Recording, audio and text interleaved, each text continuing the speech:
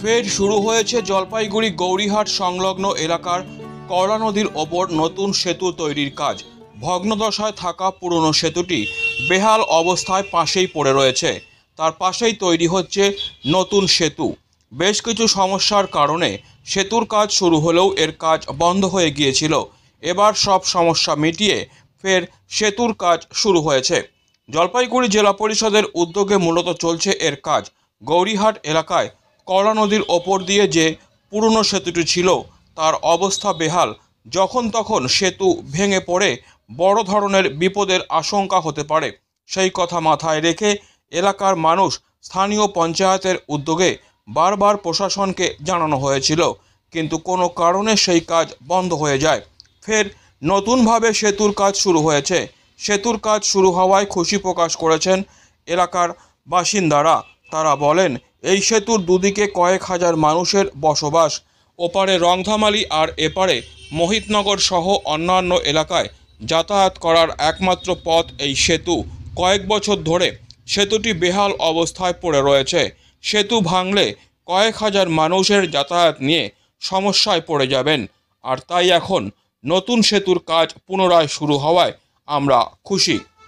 সেতুটা বন্ধ অবস্থায়, ভগ্ন অবস্থায় ছিল। না, আমাদের এখানে যখন কাজ হচ্ছে আমাদের এখানে সমাজে ভালো হচ্ছে। কয়েক বছর তো বন্ধ ছিল। হ্যাঁ, কয়েক বছর বন্ধ ছিল। এখন যাও, এখন কাজ শুরু হয়ে গেছে। বর্ষার আগে মানে হওয়ার কথা। সুবিধা কতটা হবে? সুবিধা সবারই ভালো হবে। 10 হবে, 8 হবে, সবার বিশেষ করে চা বাগান বা রংধামালি যেতে যে যতটা সময় লাগতো বা ভয়ের মধ্যে যেতেন এই ভাঙ্গা সেতু দিয়ে।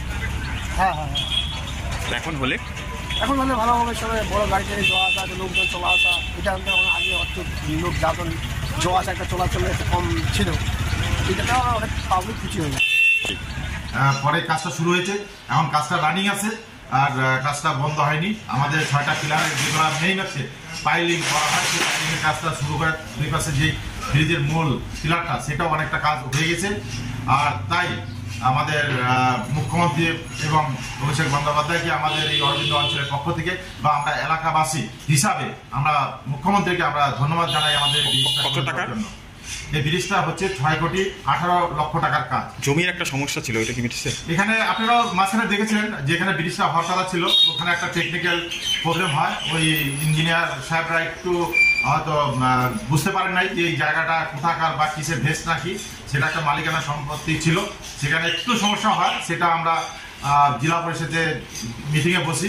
এডিএম ম্যাডাম ছিলেন, জেলা পরিষদের সভাপতি, সহকারী সভাধিপতি ছিল থেকে সেটা আমরা যাদের জমি তাদেরকে ডেকে নিয়ে বসে সেই জমিটাকে তাদের থেকে আমাদের ওখানে 5 ডেসিমাল জমি দিয়েছে।